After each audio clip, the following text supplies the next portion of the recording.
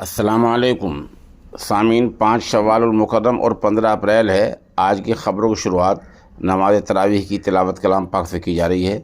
یہ تلاوت ہمیں موہی سے جناب قاری توصیف صاحب نے برات سے بھیجی ہے۔ یہاں ایک چاند مسجد ہے، ایک مسجد انبیاء علیہ السلام ہے، اور ایک مسجد میں قاری ولی اللہ اور قاری محمد ہاشم نے سنایا ہے۔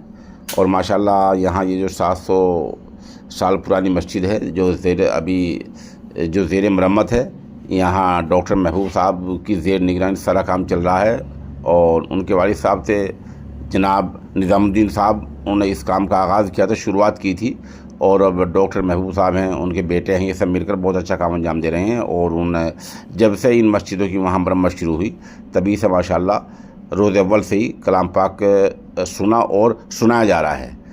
وہ علاقہ خالص ایسا علاقہ ہے جہاں مسلم آبادی کم ہے۔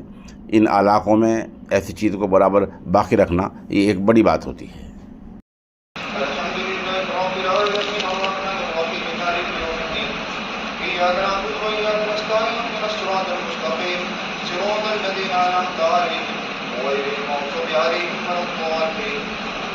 قل أعوذ برب الناس ملك الناس إله الناس من شر الوسواس الخناس الذي يوسوس في صدور الناس من الجنة والناس. الله أكبر. الحمد لله رب العالمين الرحمن الرحيم مالك يوم الدين. إياك نعبد وإياك نستعين اهدنا الصراط المستقيم صراط الذين أنعمت عليهم غير المغضوب عليهم ولا الضالين. ألف لام ميم.